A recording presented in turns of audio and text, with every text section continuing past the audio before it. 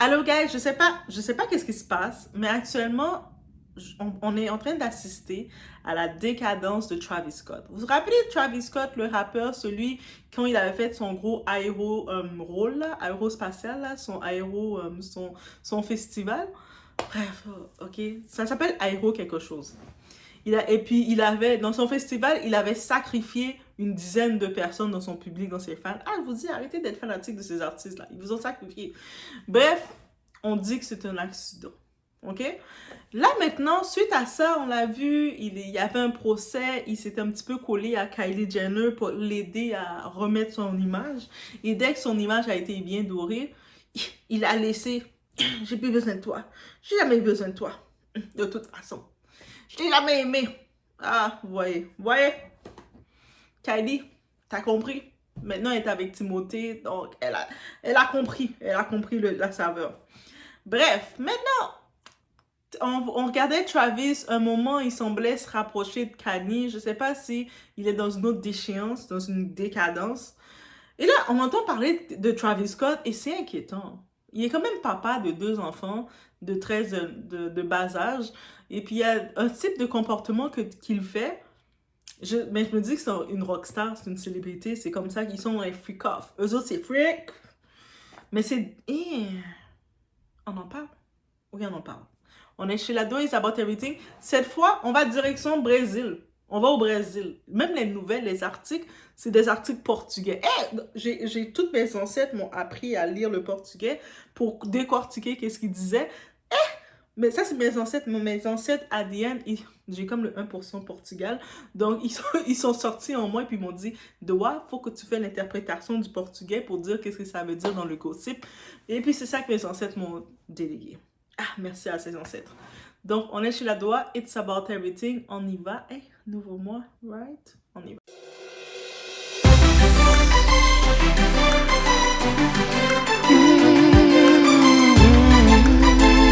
J'ai eu ce cauchemar où Didi débarque dans ma loge à l'improviste. Mon petit frère, on est là. Demain, c'est le jour J. C'est l'heure. Tu vas faire quoi avec ça, mec? Ouais, faut qu'ils suivent. Restez branchés. C'est parti.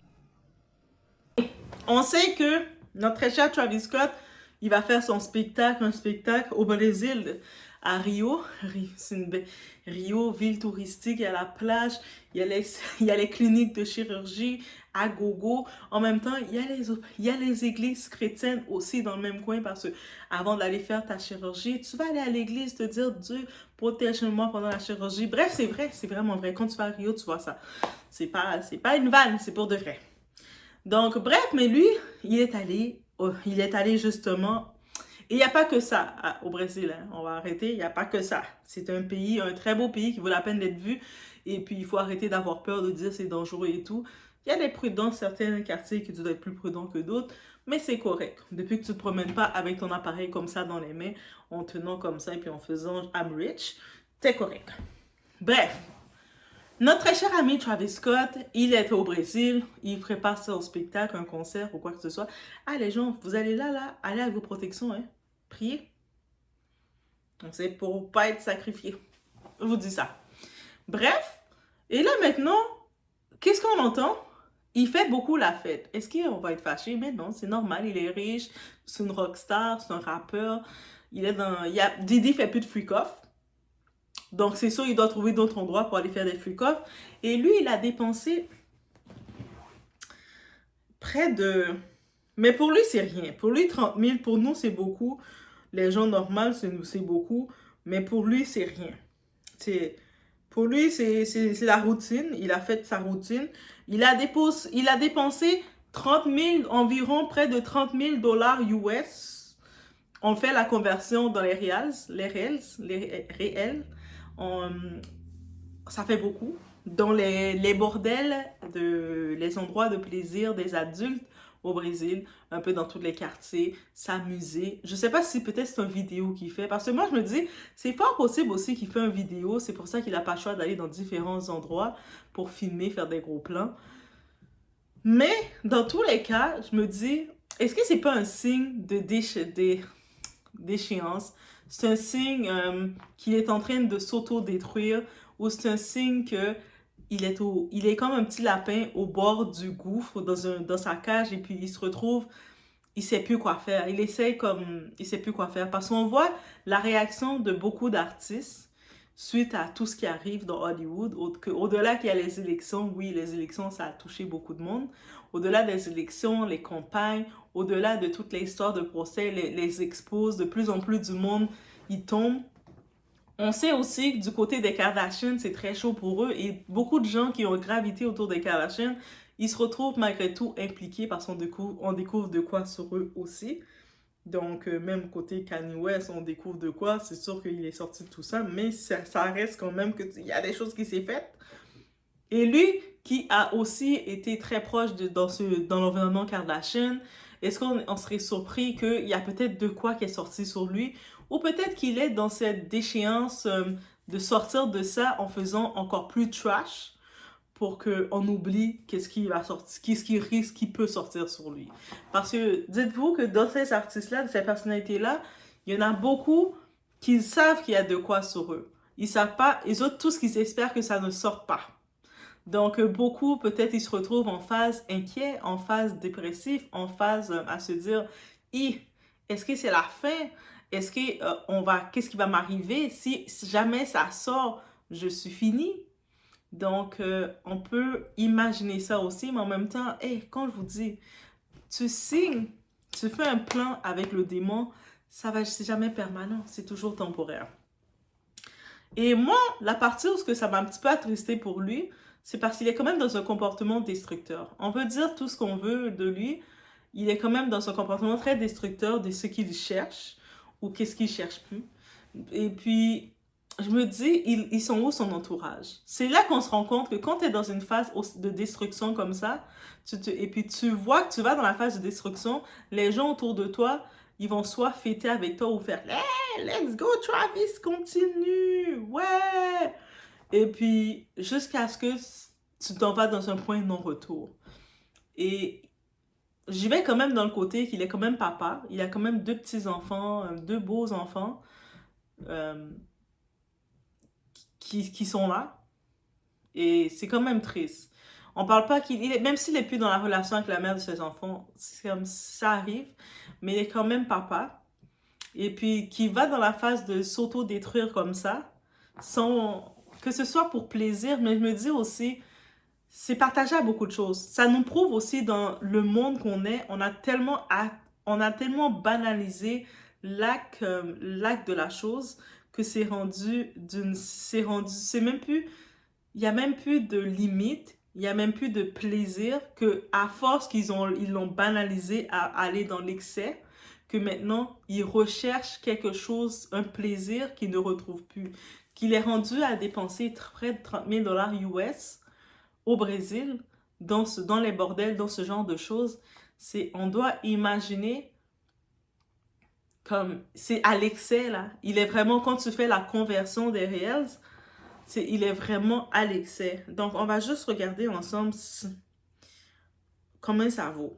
On va regarder comme ça ensemble. On va faire une petite conversion.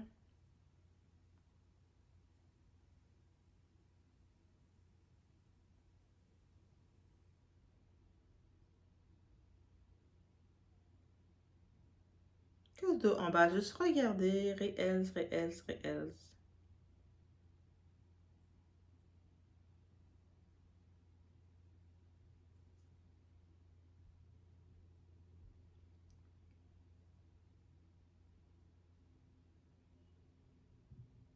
Réal. Ok, on prononce réal. Bref. Et on regarde le 30 000, ça ferait combien? Ça fait 171 351 réels brésiliens. Je sais pour lui, Travis Scott, c'est pas beaucoup parce que pour lui, c'est comme aller au McDonald's et s'acheter un trio, un petit peu, ou pas du tout. Mais le fait qu'il faut comprendre, c'est dans quoi qu'il le dépense. Il le dépense dans des petites maisons closes. C'est dans ça qu'il le dépense. Et c'est ça qui est inquiétant. Actuellement, il vaut 80 millions. Donc, il a dépensé, on va dire, un petit 30 000. C'est rien du tout pour lui. Moi, je dis un petit parce que pour lui, c'est petit. Pour lui, c'est comme si il est allé au McDonald's, il a demandé extra fromage dans son Big Mac. Donc, pour lui, c'est rien. Il est comme, ah, c'est rien. Mais quand maintenant, on regarde quand même la valeur que ça équivaut d'aller dans le bordel dépenser autant d'argent dans ce genre de conditions, c'est quand même un comportement à risque qu'il fait. Et sachant qu'on est en 2024, sachant les risques qu'il y a, et sachant qu'est-ce que ça implique de faire ces risques-là, je commence à me dire, mais c'est quoi derrière qui cache? C'est quoi les démons qui l'animent derrière pour l'amener à s'auto-détruire comme ça? Parce que, non, vous n'allez pas me dire, ah, mais non, Doa, parce que c'est le plaisir. C'est depuis quand ça va faire presque 10 ans qu'il chante, qu'il est vedette là. Donc, le plaisir, je pense qu'il a vu le plaisir dans beaucoup d'angles. C'est-à-dire, c'est soit qu'il a tellement vu le plaisir démesuré, ou à force qu'il a tellement assisté à des freak-off démesurés, que maintenant, il recherche d'autres dimensions de freak-off, il recherche l'autodestruction. Et puis, c'est ce comportement à risque qu'il faut vraiment prendre en compte. Et on y va dans ce sens-là qu'il faut vraiment le prendre en compte. Et puis aussi, on y va dans le sens que c'est sûr, ça fait de l'actualité. Tu sais, le monde parle, oh my God, il est allé. Aussi, il y a d'autres histoires tristes. Un autre fait, mais histoire triste. Peut-être pour moi, je vais dire c'est triste parce que j'ai une certaine compassion pour lui. Je trouve que c'est un comportement destructeur.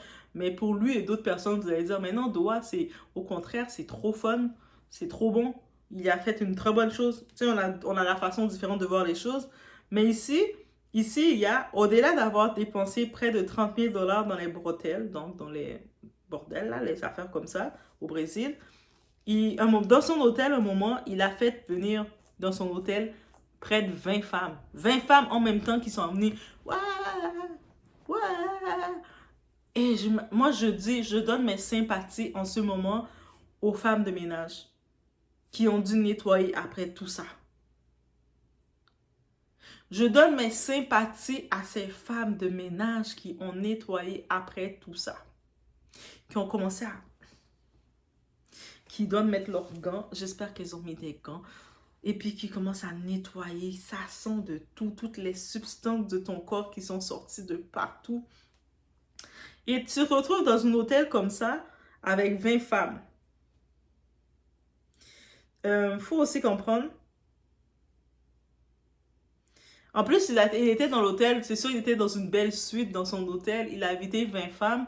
C'est sûr qu'il faut comprendre qu'il avait quand même son équipe avec lui. Donc, il n'est pas tout seul comme petit lapin avec 20 femmes. Il y a son équipe, il y a ses producteurs, ses gardes du corps. Et tous ces hommes-là, chacun, ils ont fait le tour, ils ont tripoté pour lui à toucher, eux ont touché, ils se sont tous amusés. Et puis, c'est tellement un comportement, je ne sais pas si vous vous rendez compte, mais c'est tellement un comportement destructeur. C'est tellement un comportement que quelqu'un qui se rend à faire des choses comme ça, il est dans la destruction là, de lui-même.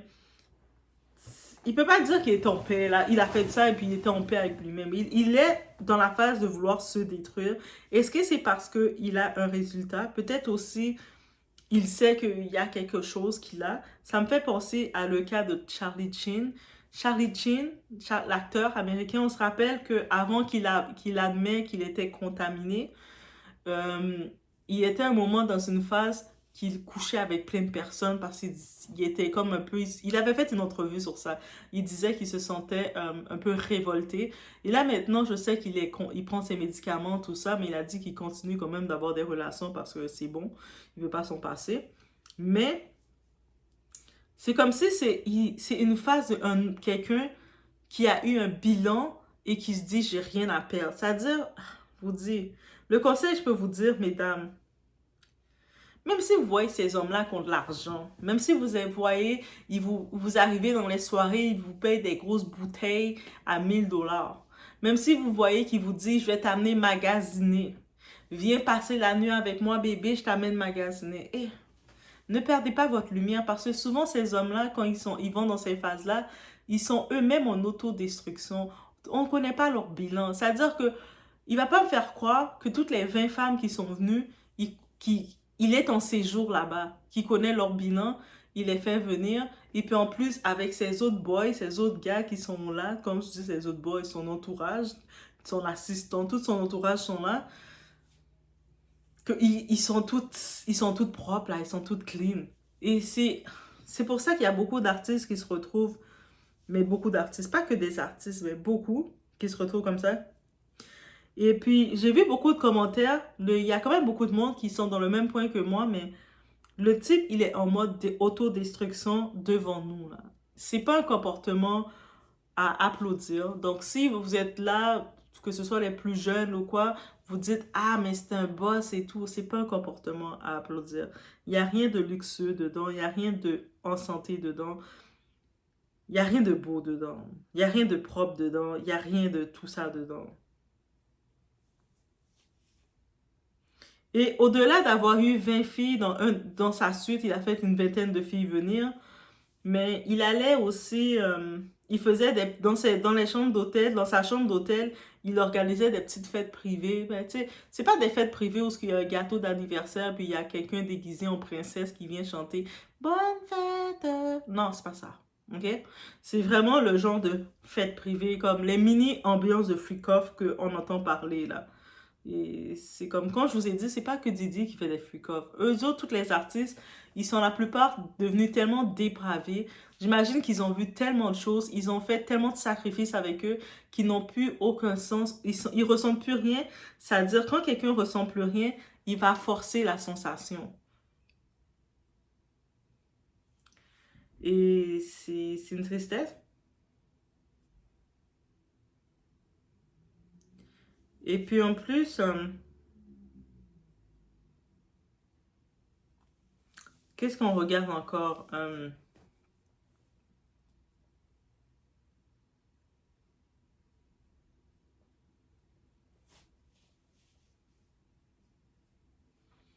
C'est sûr, en plus, il est supposé, il a fait son show, son spectacle à Rio. Il y a eu près de 115 000 personnes qui se sont déplacées pour lui. Donc, c'est supposé être, quand tu vois ça, tu es supposé être content et fêté. Vous voyez, ça, c'est les petits points, là. C'est pas des satellites, c'est des petites boules têtes de personnes. C'est-tu ça? Oh, c'est pas des petites boules têtes de personnes. Je sais pas c'est quoi, mais bref, techniquement, il y a 115 000 personnes qui étaient là, guys. Oui, je pense que c'est des petites boules têtes de personnes parce que les autres affaires, c'est une scène. On voit les petites scènes et puis il y a plein de petites boules têtes de personnes. Oh my god, c'est comme si... Mais ça a l'air des satellites, là. Ça a l'air vraiment romantique, comme si c'est des satellites.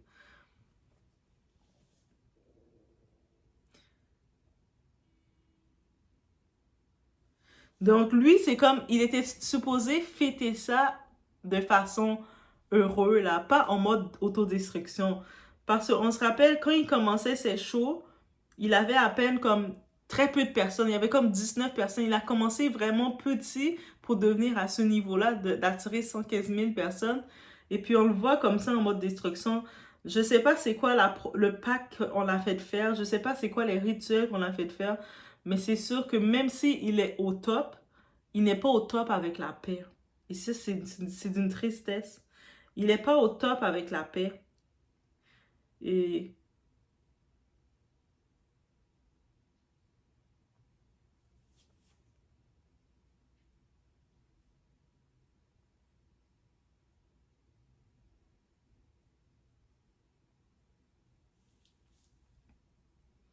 donc, tu sais, il a quand même fait un record d'avoir tous ces gens-là. Mais en même temps,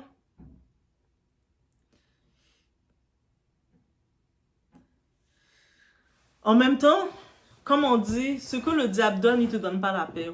Donc, clairement, il est en mode tourment. Est-ce qu'il entraîne, il sait que dans ce succès qu'il a, c'est pas un succès à célébrer.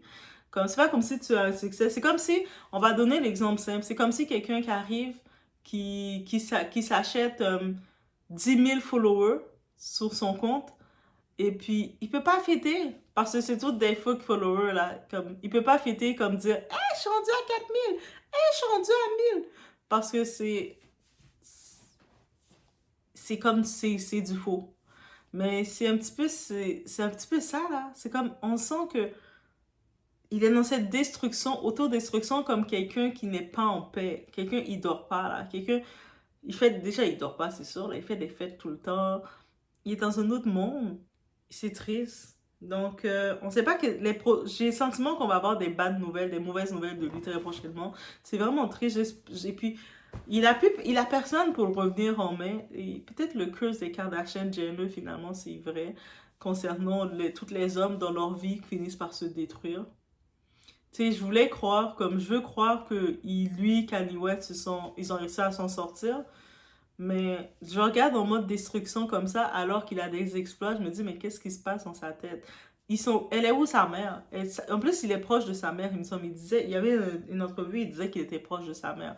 Je me dis, mais elle est où sa mère de le voir faire ça? C'est quoi ce titre-là? Et je me dis, peut-être aussi c'est son publiciste. En tout cas, j'espère que c'est ça, en vrai. J'espère que c'est son publiciste qui le fait juste... qui fait une bad buzz juste pour faire jaser. Parce que vous savez, c'est aussi le devoir des fois des publicistes de créer un petit peu de bad talking, de créer un petit peu d'extra auprès de ton client. Oui, les publicistes ont des fois on fait des fausses news pour le faire sortir. C'est aussi dans notre marketing. Moi, je dis c'est aussi dans notre marketing. En tant que tel, si vous voulez une publiciste, si vous voulez une assistante publiciste, bref, let me know, contactez-moi. Hein. I can do it. Donc, je vous laisse sur ce. Donc, on peut-tu envoyer de l'énergie positive à cet homme? Est-ce qu'il en a besoin? Est-ce qu'il va recevoir l'énergie? Je pense même plus je pense qu'il est complètement fermé, déconnecté de l'énergie. Ce qu'il a voulu, des fois, la route du succès, quand c'est mal acquis, te fait pas profiter de ton succès en vrai. Ben, faites attention à vous, faites attention à ce que vous réclamez-le bien. On se retrouve aux prochaines vidéos. N'oubliez pas, on met un like de support parce qu'on supporte de moi. On se voit au prochain. Tu vois ce que je veux dire? Ouais. Content de te revoir sur pied, mec. T'es de retour. C'est ton anniversaire. T'as ta belle princesse. Ouais, reste comme ça, mec. Faut que tu restes comme ça. T'es venu au monde tout seul. Ouais. Tu partiras tout seul aussi. Faut que tu t'aimes toi-même. Bien dit, ça. On va faire du shopping demain. Allez, je suis partant. On y va. D'accord. Merci, mon pote.